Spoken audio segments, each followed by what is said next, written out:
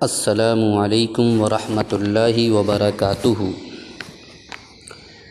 الحمد للہ رب العالمین والصلاة والسلام علی رسولہ الامین وعلی آلہ واصحابہ اجمعین، اما بعد فاعوذ باللہ من الشیطان الرجیم، بسم اللہ الرحمن الرحیم۔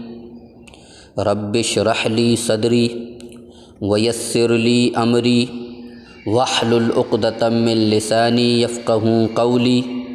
رب زدنی علما، اللہم رب زدنی علما۔ عزیز طلباء، تقویۃ الایمان میں آج آپ کا سبق ہے سفر حج، صفحہ نمبر 15۔ شوال 1236 ہجری، جولائی 1821 عیسوی میں امیر المؤمنین سید احمد نے حج کا قصد کیا۔ سمندری سفر میں متوقع ہلاکت کی بنا پر مختلف علماء نے فرضیت حج کے سقوط کا فتویٰ دیا تھا، اور بعض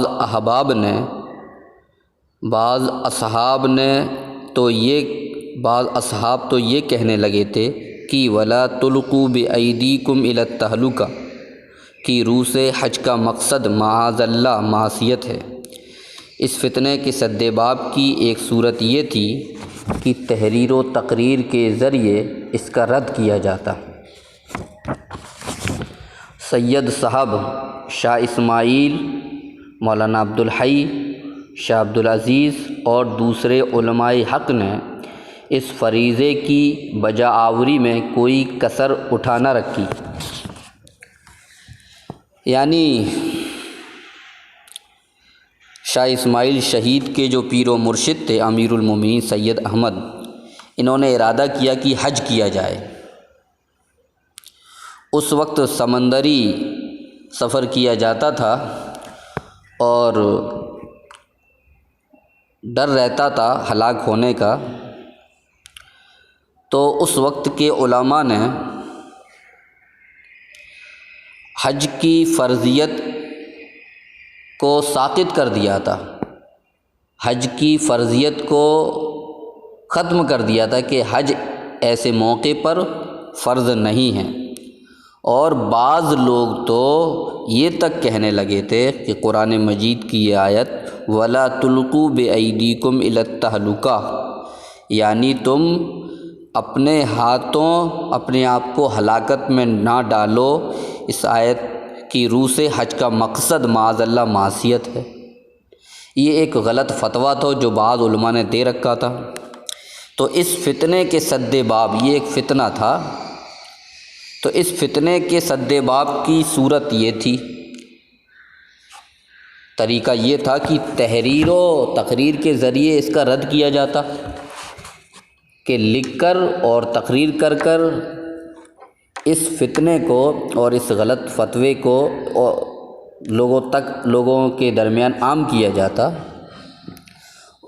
سید صاحب شاہ اسماعیل شہید، مولانا عبدالحی، شاہ عبدالعزیز اور دوسرے علماء حق نے اس فریضے کی بجا آوری میں کوئی کسر نہ اٹھا رکھی۔ اس فریضے کو پورا کرنے کے لیے، اس فریضے کو انجام دینے کے لیے کہ لوگوں نے، بعض علماء نے جو حج کی فرضیت کے سقوط کا جو فتویٰ دیا ہے، اس کی تردید میں ان اصحاب نے، ان علماء کرام نے جہاں تک ہو سکا اس کا رد کیا، اور اس فریضے کو یعنی اس تردید کے فریضے کو انجام دینے کے لیے انہوں نے کوئی کوتاہی نہیں کی اور اپنی طرف سے کوئی کسر باقی نہ رکھی۔ دوسری صورت یہ تھی کہ ایک عملی اقدام سے اس وسیع ملک کی فضا میں ادائے حج کا عام غلغلہ پیدا کر دیا جاتا، تاکہ لوگوں کے دلوں میں شوق و رغبت کے ولولے بیدار ہو جاتے۔ ایک طریقہ تو یہ تھا کہ تحریر کے ذریعے اور تقریر کے ذریعے بتایا جائے اور اس کا رد کیا جائے۔ دوسرا طریقہ یہ تھا کہ عملی طور پر کوئی قدم اس طرح اٹھایا جائے کہ اس وسیع ملک کی فضا میں ادائی حج کا عام غلغلہ پیدا ہو جائے، ایک ہنگامہ اور شور پیدا ہو جائے کہ حج ہم کو ادا کرنا ہے، حج کو جن کے اوپر حج فرض ہو چکا ہے حج ان کو ادا کرنا ہے، اور حج کی فرضیت کے سقوط کا جو فتویٰ دیا گیا ہے وہ غلط ہے، اس پر دھیان نہیں دینا ہے۔ تو یہ عملی طور پر ہونا چاہیے تھا، اور دوسرا طریقہ یہ تھا کہ تقریر کے ذریعے بتایا جاتا، تاکہ لوگوں کے دلوں میں شوق و رغبت کے ولولے بیدار ہو جاتی۔ حضرت سید احمد صاحب باعزم و ہمت تھے، انہوں نے مردانہ وار دوسرے راستے میں بھی قدم اٹھا لیا، اور کمال یہ کیا کہ حج کے لیے تمام مسلمانان ملک کو دعوت دے دی کہ کسی کے پاس راستے کا خرچ ہو یا نہ ہو وہ تیار ہو جائیں، میں ذمہ لیتا ہوں کہ اس کو حج کرا لاؤں گا۔ تو پہلا طریقہ جو تھا تقریر اور تحریر کے ذریعے، اس میں بھی سید صاحب نے اپنا رول ادا کیا اور اس فریضے کو بھی انجام دیا، اور دوسرا جو طریقہ تھا کہ عملی طور پر کچھ کیا جائے، انہوں نے اس میں بھی قدم اٹھا لیا، اور یہ کہ ملک کے جتنے بھی مسلمان تھے ان کو اس بات کی دعوت دے دی کہ جو کوئی حج کرنا چاہے وہ حج کے لیے تیار ہو جائے، گرچہ اس کے پاس خرچہ نہ ہو تو بھی میں اس بات کی ذمہ داری لیتا ہوں کہ میں اس کو حج کرا کر لاؤں گا، یعنی آنے جانے کے جو اخراجات ہوں گے اس کو میں ادا کروں گا، اور حفاظت کے ساتھ لاؤں گا اور حفاظت کے ساتھ لے جاؤں گا۔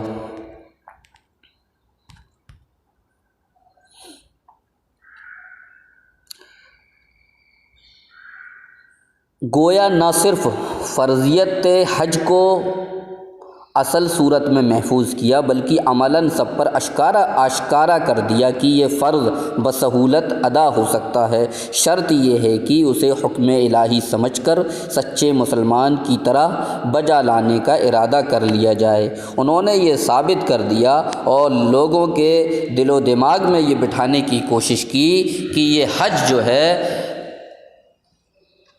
اس کو آسانی سے ادا کیا جا سکتا ہے، یہ کوئی مشکل چیز نہیں ہے، سہولت کے ساتھ اسے ادا کر سکتے ہیں، اس فرض کو ہم انجام دے سکتے ہیں، لیکن اس کے لیے شرط یہی ہے کہ اسے حکم الہی سمجھ لیا جائے، اللہ رب العالمین کا حکم سمجھ لیا جائے، اور عقیدت کے ساتھ اور اللہ پر توکل کرتے ہوئے ہم ارادہ کر لیں کہ ہمیں حج کرنا ہے، تو اللہ رب العالمین ہمیں اس ارادے میں ضرور کامیاب کرے گا، اور ہم جو ہے حج کر کے بآسانی آ سکتے ہیں۔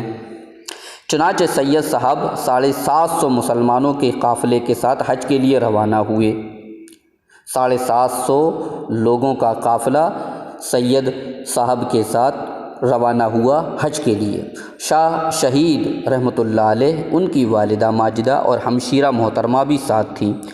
10 جہاز کرائے پر لیے، پانی کے جہاز جو سمندر میں چلتے ہیں وہ کرائے پر لیے، ہر جہاز کی جماعت کے لیے ایک امیر مقرر کیا۔ کلکتہ سے روانہ ہوئے، اور حج و زیارت کے بعد شعبان 1239 ہجری، تقریباً 200 سال پہلے کی بات ہے یہ، اپریل 1824 عیسوی میں واپس تشریف لائے۔ اس سفر میں ایک جہاز کی جماعت کے امیر شاہ اسماعیل شہید رحمۃ اللہ علیہ بھی تھے۔ دعوت جہاد۔ حج سے واپسی کے بعد شاہ شہید اپنے مرشد کے فرمان کے مطابق ہمہ تن جہاد کی دعوت کے لیے وقف ہو گئے۔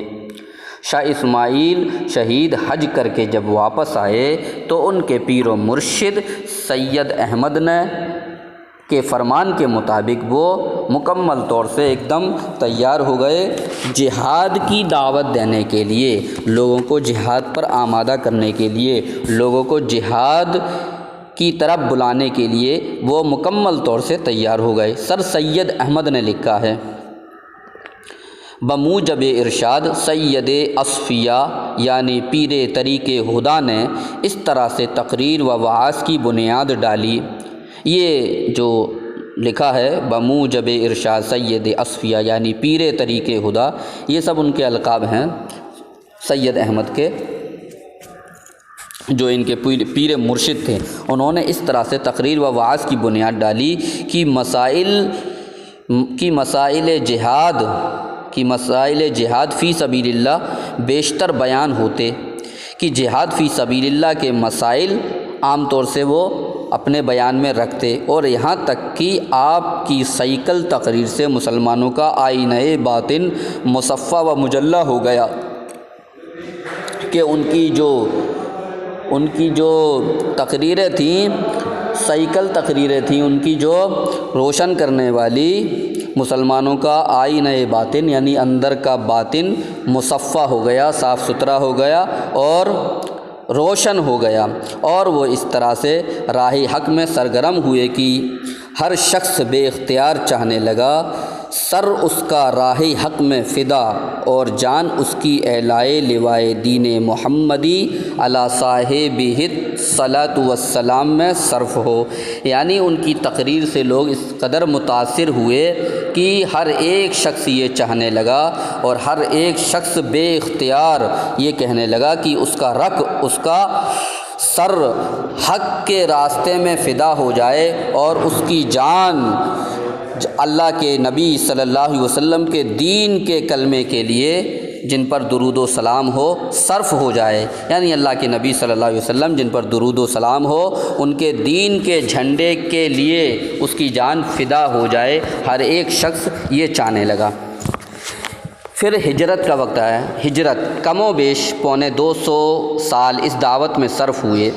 جب جا بجا مجاہدین کی جماعتیں تیار ہو گئیں تو غور و فکر کے بعد سرحد سے آغاز جہاد کا فیصلہ ہوا، جہاں پنجاب کی سکھ حکومت نے یورشیں شروع کی تھیں، یعنی 2.25 سال تک وہ جہاد کی دعوت دیتے رہے، لوگوں کو ابھارتے رہے۔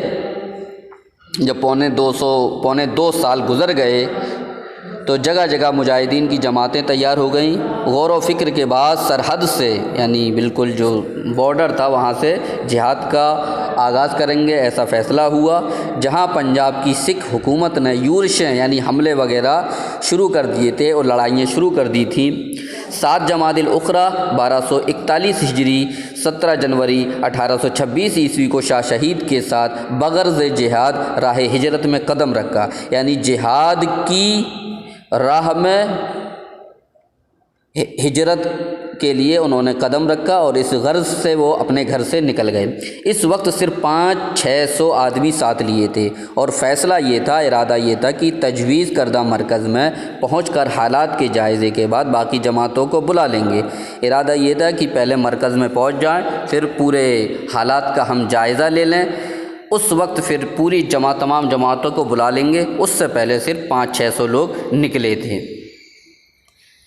شاہ شہید اس سفر کے دوران عام تنظیمی اور تبلیغی مقاصد کے کفیل تھے، یعنی عام جو تنظیمی اور تبلیغی سرگرمیاں تھیں اس کے جو مقاصد تھے اس کے وہ ذمہ دار تھے اور کفیل تھے۔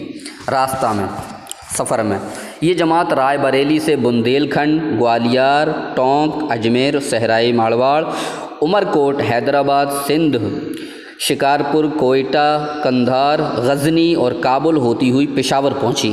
یہ پاکستان میں ہے پشاور۔ وہاں یہ جماعت سفر کرتی ہوئی بہت مشکل سفر تھا، بڑی اس میں مصائب ان کو جھیلنے پڑے۔ یہ کم و بیش 3000 میل کا سفر تھا۔ اس میں تپتے ہوئے صحرا بھی تھے جہاں میلوں تک پانی کا نشان نہ تھا، چونکہ ان لوگوں نے یہ سفر جو ہے پیدل کیا تھا، یہ گھوڑے وغیرہ پہ 200 سال پہلے کی بات ہے، ٹرین سے یہ بس وغیرہ سے نہیں کیا تھا، موٹر سائیکل سے۔ اس طرح انہوں نے سفر کیا تھا، بہت لمبا سفر تھا۔ پہاڑ بھی بیچ بیچ میں تھے، پہاڑی علاقہ، صحرا بھی تھے جہاں دور دور تک پانی نہیں تھا، بڑے بڑے دریا بھی آئے بیچ میں، دشوار گزار پہاڑ اور برفستان بھی تھے، برفستان یعنی برفیلے علاقے بھی تھے، پہاڑ بھی تھے، تنگ راستے تھے۔ 10 مہینے اس مسافت کو طے کرنے میں صرف ہوئے۔ 10 مہینے میں یہ 3000 میل کی مسافت طے کروائی۔ تو اس مسافت میں انہوں نے کافی پریشانیاں، تکلیفیں، مصائب انہوں نے برداشت کی۔ آج کا سبق بس اتنا ہی، باقی انشاءاللہ اگلے درس میں۔ جب تک کے لیے السلام علیکم ورحمۃ اللہ وبرکاتہ۔